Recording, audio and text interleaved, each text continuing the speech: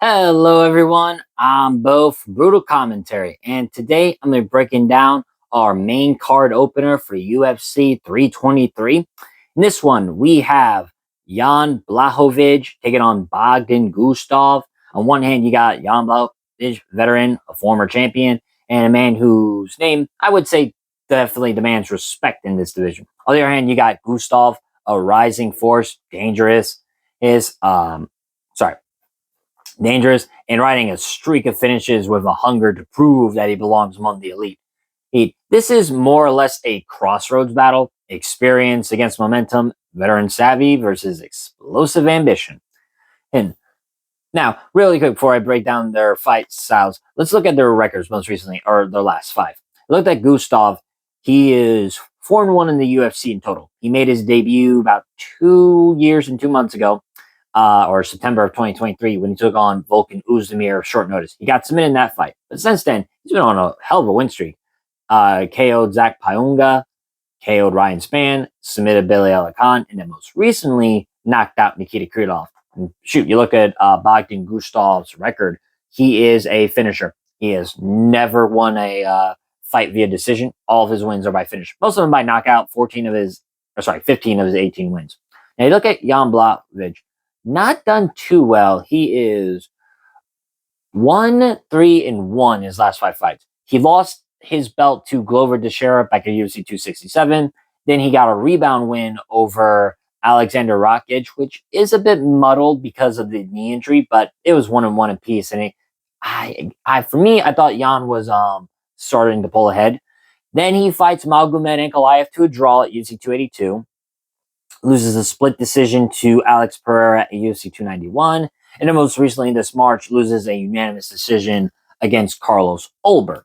Now, you look at Jan's last three fights, and while, it's not looked great, a draw and two losses, he's looked competitive in both those losses, and he's done a great job at, what's that term?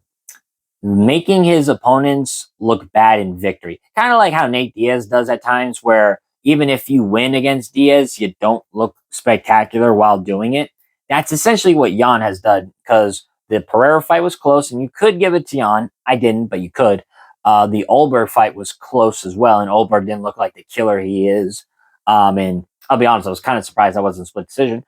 And, he fought Magomed Ankalaev to a draw for a reason. He did great for the first 3 rounds, then just got wrestled in the last two. So this is a huge test for Bogdan Guskov for sure. But the right test, he's been beating everyone they put in front of him, all by finish, and this is usually the right jump up in competition, a guy like him, especially in a division that needs new blood like light heavyweight needs. So without further ado, right down the styles. So looking at Jan Blachowicz, he enters the cage, and you can feel, history behind him. He is 42 he's 42. But for a long time, he's been one of the most complete light heavyweights, capable of striking, grappling, and finishing fights either standing or on the ground. His record shows that. He was the first person to beat Izzy. That definitely says something. The fact that he won the title at that point in his career, when most people definitely overlooked him for sure, and the way he smoked Dominic Reyes to get the belt, beat Corey Anderson in the rematch. Blachowicz's career is full of great wins. Blachowicz's striking lies in his technical striking. He's heavy-handed, sharp counters, and the ability to mix in his kicks and wrestling when needed. And with the 70-inch reach, he uses it very well. He knows how to dictate distance. He's dangerous whether you trade with him or try to close in and wrestle, because Jan's comfortable in any ranges. Stand up, clinch, ground, doesn't really matter.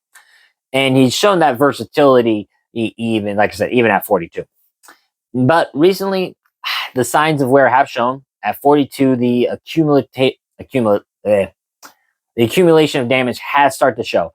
And fights against top-tier opposition seem to have taken this toll. And his last few outings haven't gone his way. But he's still, like I said, he's been competitive with these people. He has good fight IQ. Now, Jan does make some errors, but overall, he's done what he needs to win. It just wasn't enough. Against Ulberg, it was a bit too technical, where you could give it to either guy because there was no significant moment. Pereira, he did exactly what he should have done to win, used his wrestling, but he faded as that fight went on. Ankalaev, he was doing great. using the leg kicks perfectly. It's just, again, he got out wrestled. And granted, I don't really have anything to say with the Glover Teixeira fight because he got thoroughly dominated in that one. I will say one of the best things about Jan's striking is definitely his leg kicks, but they're very different. He doesn't like chop the calf or chop the thigh. He literally goes shin to shin with his opponent. And let me tell you, folks, if you've ever gone shin to shin with somebody like I have, it fucking hurts like nothing else. It is one of the worst pains ever. In fact, he does it regularly and seemingly is ineffective. It is quite amazing. But, that might just also be because of Polish power. I mean, shoot, I know Luke Rockhold is chinny, but the way he was able to knock out Luke Rockhold with that close range hook definitely says something about his Polish power for sure. And like I said, again, Corey Anderson, also chinny, but landed that right straight beautifully. Now looking at Bogdan Guskov, he is everything you look for when like betting on upside. He is young for this division for sure. He's powerful, finishing rate, and a ruthless striker. What defines Guskov is his finishing instincts. This man does not go to the decision. As I said, he's never gone to the decision in all 21 of his fights. Right. From his pro record, and a vast majority of his wins are, like I said, by knockout. Often in the first round, second round for sure. He doesn't wait. He moves forward, mixes his strikes, pressures opponents, and throws heavy shots. And you've seen his striking actually. It's pretty damn good. Guskov has a bit of an odd striking style. He keeps his hands at the waist. It's not like an MVP or Thompson where they're like karate stance, side to side bouncing. He's literally kind of, I want to say your typical Muay Thai / boxing stance, the lead leg forward, rear leg back. It's just his hands are literally by his waist, and that's where he throws. It can help with takedowns because your hands are already by your hips, so you can help get the underhooks in. And they do help his punches come in at odd angles. Plus, he also carries significant power. As I said, he knocked out Nikita Krylov with basically the first shot. And you saw like the combination he put on Zach Payunga, the uppercut to Ryan Spann. He's got really good accuracy, and like I said, he can thud in this division. Granted, it's light heavyweight, so most of these fighters do carry power. But Guskov has not just power; he does have really good timing and shot selections as well. He is a real threat. He is definitely dangerous for sure. It'll be interesting how this does against Jan, though, because this fight is a textbook case of experience and well-rounded skill set versus youth, power, and pace. If Jan wants to win, I think he will aim to kind of bring structure, rely on his reach, his ability to mix striking and grappling, and his fight IQ to steer the fight where he wants to. You're going to want to avoid early chaos, picks his shots very carefully, and make Guskov pay if he overcommits. In his best case scenario for Blachowicz, he controls the distance, digs into the output, maybe drag Guskov into deeper waters where patience and experience win rounds. But I know now, granted, he obviously has no intention of letting this happen, but Guskov, his path is very simple. Push forward, keep a high pace, pressure nonstop, break rhythm, and prevent Blachowicz from settling. Because Guskov brings power, heavy hands, and willingness to strike hard and often. I'm not pause. Whatever the fuck that's supposed to mean. In a clash where timing, aggression, and heat matter more than composed distance striking, I think Guskov's path is clear. A single clean shot, a moment of chaos, and a finish. That's where he thrives. And given Blachowicz's recent wear and tear, coupled with Guskov's momentum and hunger, the dynamic might favor him in this fight. I will say this was a bit tricky because, you could argue this is a step down. Oh, obviously. Actually, this is a step down competition for Jan because, he's fought Oldberg, who you could argue is next in line for the title shot. Pereira, we already know his accolades. Ankalaev, former champ. And Glover Teixeira, former champ. His most recent win is against Alexander